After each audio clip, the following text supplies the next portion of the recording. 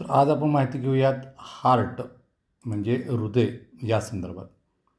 Heart जे आहे, हृदय हे आपल्या शरीरामधील एक महत्त्वाचा अशा प्रकारचा ऑर्गन आहे आणि ज्याद्वारे आपल्या पूर्ण शरीरातल्या प्रत्येक भागाला रक्तपुरवठा कशा प्रकारे पोचेल, व्यवस्थित पोचेल याचं जे काम आहे ते हार्टद्वारे व्यवस्थित केलं जातं.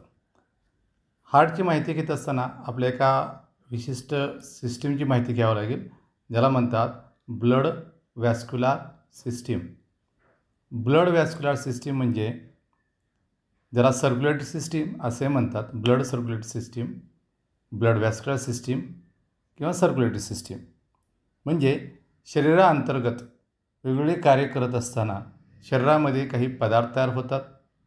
त्याचसोबत जसं की वॉटर आहे, शरीरामध्ये तयार होणारे जे हार्मोन्स आहेत किंवा ऑक्सिजन आहे किंवा सॉल्युबल न्यूट्रिएंट्स आपण जे अन्न खातो त्यामध्ये जे सॉल्युबल न्यूट्रिएंट्स आहेत ते असतील किंवा काही वेस्ट मटेरियल जे टाकाऊ पदार्थ तयार होतात, हे सगळे वेगवेगळे जे घटक आहेत ते वेगवेगळ्या ठिकाणी पोचण्याचं काम कोण करत असतं, तर ह्या सिस्टीमद्वारे केलं जातं. म्हणून त्याला सर्क्युलेटरी सिस्टीम असं म्हणतात. म्हणजे शरीराअंतर्गत ज्या क्रिया होतात त्यामधून तयार होणारे जे पाणी आहे, शरीरामध्ये तयार होणारे हार्मोन्स आहेत, ऑक्सिजन आहे, शरीरामध्ये घेतला जाणारा आलेला ऑक्सिजन आहे, सॉल्युबल न्यूट्रिएंट्स म्हणजे अन्नघटक आहेत, त्याचसोबत काही टाकाऊ पदार्थ आहेत, हे विशिष्ट ठिकाणी पोचण्याचं काम ज्या सिस्टीमद्वारे केलं जातं त्याला ब्लड सर्क्युलेटरी सिस्टीम असं म्हणतात. म्हणजे या सिस्टीमद्वारे जर वेगवेगळ्या ठिकाणी लागणाऱ्या गोष्टी वेगवेगळ्या ठिकाणी पोचल्या जातात. या सिस्टीमचा अभ्यास करत असताना यामध्ये आपल्याला हार्ट म्हणजे हृदय, ब्लड व्हेसल्स म्हणजे रक्तवाहिन्या यांचा, त्यासोबत रक्ताचा अभ्यास केला जातो. ब्लड व्हेसल सिस्टीममध्ये ब्लड, त्यानंतर ब्लड व्हेसल्स म्हणजे आर्टरीज, व्हेन्स आणि हार्ट याचा अभ्यास केला जातो. त्यावेळेस आपण हार्ट असं म्हणतो, हृदय याचा अभ्यास करत असताना आपल्या लक्षात येतं की हे हृदय जे आहे ते छातीच्या पिंजऱ्यामध्ये म्हणजे थोरॅसिक केजमध्ये, छातीच्या पिंजऱ्यामध्ये दोन लंगच्या मध्ये बिटवीन टू लंग्स, दोन लंगच्या मध्ये आणि छातीच्या पिंजऱ्यामध्ये जवळपास मध्यामध्ये हे हार्ट आपल्याला दिसून येतं. म्हणजे छातीच्या पिंजऱ्यामध्ये आणि दोन लंगच्या मध्ये थोडंसं लेफ्ट साईडला, थोडंसं डाव्या साईडला आपल्याला हार्टची पोझिशन शरीरामध्ये दिसते. हार्टची साईज जी आहे ती साधारण आपल्या स्वतःच्या जी मूठ आहे, मूठ जर झाकल्यानंतर जे दिसतं तेवढी, म्हणजे याला ओन फिस्ट म्हणलं जातं. प्रत्येकाच्या आपल्या स्वतःची मुठी एवढं त्याचं हार्ट असतं. त्याचं वजन साधारण 360 ग्रॅम एवढं भरतं. हे हार्ट जे आहे त्या हार्टच्या भोवती एक डबल लेयर्ड पेरिटोनियल मेम्ब्रेन असतं. डबल लेयर्ड पेरिटोनियल मेम्ब्रेन आपल्याला हार्टच्या भोवती दिसतं, ज्यामुळं हृदयाला कुठल्याही प्रकारचा धोका पोचत नाही. आणि हार्ट जे आहे त्या विशिष्ट प्रकारच्या मसलनं बनलेलं असतं. त्या मसलला म्हणतात कार्डियाक मसल्स, ज्या इनव्हॉलंटरी आहेत. म्हणजे काय आहेत, त्या अनैच्छिक आहेत, म्हणजे ज्यावर आपण कंट्रोल करू शकत नाही, ज्या आपलं कार्य सतत करत असतात. अशा प्रकारच्या इनव्हॉलंटरी आणि कार्डियाक मसलपासून हार्ट, हृदय तयार झालं असतं आणि त्याचं आकुंचन, प्रसरण हे सारखं चालू असतं. हे कार्य एका लयीमध्ये सतत चालू असतं. त्याला आपण हार्टबीट म्हणतो किंवा मराठीमध्ये त्याला स्पंदने म्हणतो. हे हार्टबीट सारखे आणि कंटिन्युअसली चालू असतात. हार्टचं स्ट्रक्चर बघत असताना आपल्या लक्षात येईल की यामध्ये आउटर साईडनं आपल्याला जर स्ट्रक्चर बघायचं, आउटर साईडचं स्ट्रक्चर बघायला गेलं तर ह्या ठिकाणी आपल्या लक्षात येईल यामध्ये काय आहे, aorta, superior vena cava, auricle, त्यानंतर coronary arteries, inferior vena cava, coronary sinus, pulmonary arteries, त्यानंतर कार्डियाक वेन्स. आतून जर बघायला गेलं आपण, इंटरनल स्ट्रक्चर जर बघितलं हार्टचं, इंटर्नली आपण बघितलं तर आपल्याला लक्षात येईल की या हार्टचे एकूण 2 कंपार्टमेंट झालेले आहेत. जर आपण विचार केला तर वरून खाली जर अशा प्रकारे एक रेष ओढली तर आपल्याला लक्षात येईल की याचे 2 भाग झालेले आहेत. एक आहे लेफ्ट साईड, डावा भाग, दुसरा आहे उजवा भाग. असे डावे आणि उजवे दोन भाग आपल्याला इंटरनली आपल्याला दिसतात. Internally heart is divided into left आणि राईट कंपार्टमेंट्स. आणि परत हे कंपार्टमेंट्स आहेत. या कंपार्टमेंट्सचे परत दोन भाग झालेले आहेत. आडवा असा छेद घेतला तर आपल्या लक्षात येईल की आडवे परत दोन यामध्ये भाग आहेत, ज्यामुळं एकूण 4 कप्पे तयार झालेले आहेत. हृदयाचे एकूण 4 कप्पे असतात मानवामध्ये. म्हणजे हा एक कप्पा झाला, हा दुसरा कप्पा, हा तिसरा कप्पा झाला आणि चौथा कप्पा. अशा प्रकारे एकूण 4 कप्पे झाले असतात. उभे कंपार्टमेंट आहे. उभा एक पडदा आहे, ज्यामुळे राईट आणि लेफ्ट असे दोन भाग झालेले आहेत. आणि परत या आडवा एक पडदा दिसतो, ज्यामुळे परत वरचा आणि खालचा भाग आपल्याला असे एकूण 4 कप्पे झालेले दिसतात. वरचा भाग आणि खालचा भाग. मग यामधून तयार होतात 2 ऑरिकल आणि 2 व्हेंट्रिकल. 2 ऑरिकल आणि 2 व्हेंट्रिकल असे 4 कप्पे असतात. आपल्याला दिसतं लेफ्ट व्हेंट्रिकल आणि राईट व्हेंट्रिकल. हे राईट व्हेंट्रिकलचा भाग आहे. लेफ्ट व्हेंट्रिकल आणि हा जो भाग आहे तो राईट व्हेंट्रिकल. असे एकूण 4 कप्पे आपल्याला यामध्ये दिसायला लागतात. तर या कप्प्यामुळं या हार्टचे एकूण 4 वेगवेगळ्या कंपार्टमेंटमुळं हार्टचे एकूण 4 भाग होतात असं आपल्या लक्षात येतं. तर या वेगवेगळ्या भागामध्ये वेगवेगळ्या भागाला अटॅच असलेल्या वेगवेगळ्या जे नर्व्ज आहेत किंवा वेसल्स आहेत, ब्लड वेसल्स आहेत, त्या ब्लड वेसलचा आपण आता माहिती घेऊयात. यामध्ये आपल्याला एक ब्लड वेसल दिसते. म्हणजे हे आहे लेफ्ट व्हेंट्रिकलचा भाग.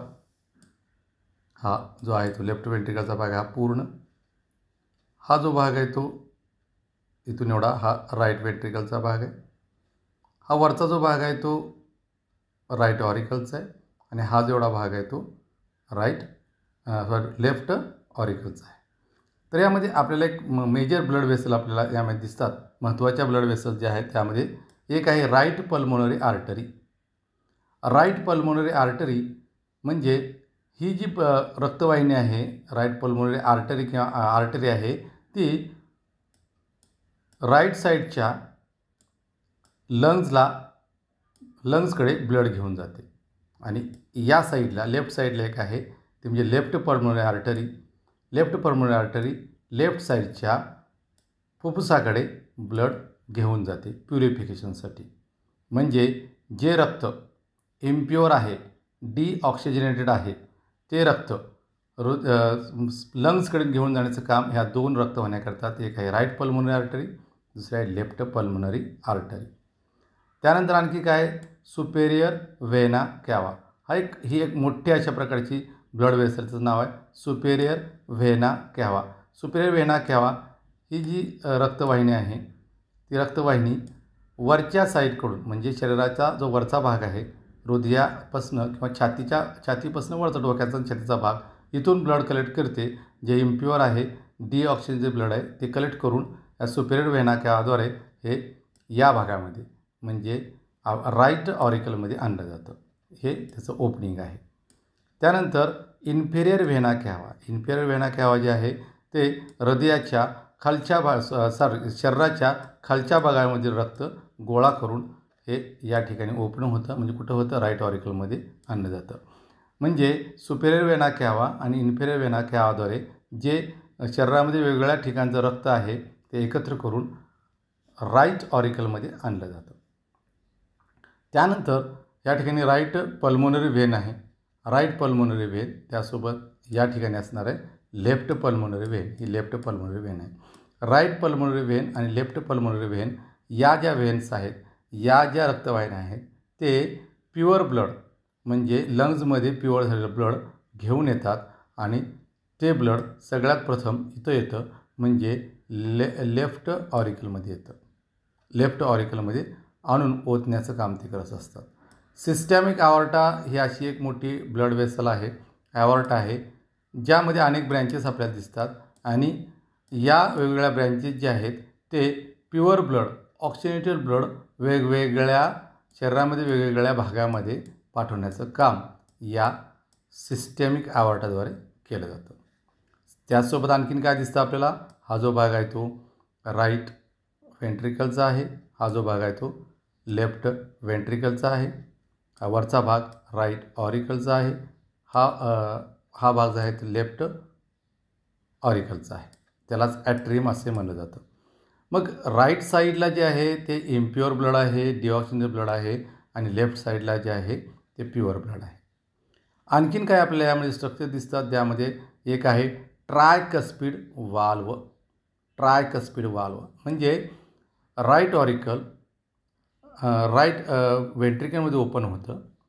राईट ऑरिकल राईट वेंट्रिकलमध्ये ओपन होतं आणि ते ओपनिंग जे आहे ते ओपनिंगच्या म्हणजे जे काय ओपनिंग आहे त्याच्या एंट्रीला एक वाल्व दिसतात, ज्यांना ट्रायकस्पिड वाल्व म्हणतात. म्हणजे राईट ऑरिकल आकुंचन पावल्यानंतर त्यामध्ये जे ब्लड आहे ते राईट व्हेंट्रिकलमध्ये येतं आणि त्यावेळेस हे वाल्व्स परत रक्त राईट ऑरिकलमध्ये जाऊ नये यासाठी झडपा आहेत आणि त्या झडपा बंद होतात. म्हणजे राईट ऑरिकल आणि राईट व्हेंट्रिकलमध्ये असलेल्या झडपा आहेत त्यांना ट्रायकस्पिड वाल्व म्हणतात. आणि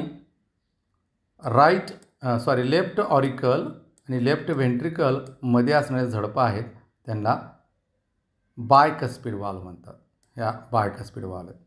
म्हणजे लेफ्ट ऑरिकलमध्ये जे ब्लड आहे ते लेफ्ट व्हेंट्रिकलमध्ये येतं आणि ह्या दोन्हीच्या ओपनिंगला ज्या झडपा आहेत त्यांना बायकस्पिड वाल्व म्हणतात. यासोबतच आणखीन काही वाल्व आपल्याला आणखीन एक जोडी दिसते वाल्वची, त्याला सेमिलुनार वाल्व म्हणतात. जे कुठं अटॅच आहे, जे लेफ्ट व्हेंट्रिकल अटॅच आहे. लेफ्ट व्हेंट्रिकलमधून ब्लड ॲवॉर्टामध्ये जातं. लेफ्ट व्हेंट्रिकलमधलं जे ब्लड आहे ते ॲवॉर्टामध्ये जात असताना लेफ्ट व्हेंट्रिकलमधलं ब्लड ज्यावेळेस लेफ्ट व्हेंट्रिकल काय होईल, कॉन्ट्रॅक्ट झाल्यानंतर त्यामधील जे रक्त आहे म्हणजे हा भाग कॉन्ट्रॅक्ट झाल्यानंतर त्यामध्ये जे रक्त आहे लेफ्ट व्हेंट्रिकल कॉन्ट्रॅक्ट झाल्यानंतर त्यामधलं जे रक्त आहे ते कुठं शिरतं तर ते ह्या ॲवॉर्टामध्ये सिस्टेमिक ॲवॉर्टामध्ये शिरतं आणि त्याच्या ओपनिंगला आपल्याला वाल्व दिसतात आणि त्या वाल्व्सला म्हणतात semilunar valves. Semilunar valves. Semilunar म्हणजे अर्धचंद्राकृती अशा प्रकारचे हे वाल्व्स असतात. अशा प्रकारच्या हार्टची रचना खास करून आपल्याला मानवी शरीरामध्ये दिसून येते. धन्यवाद.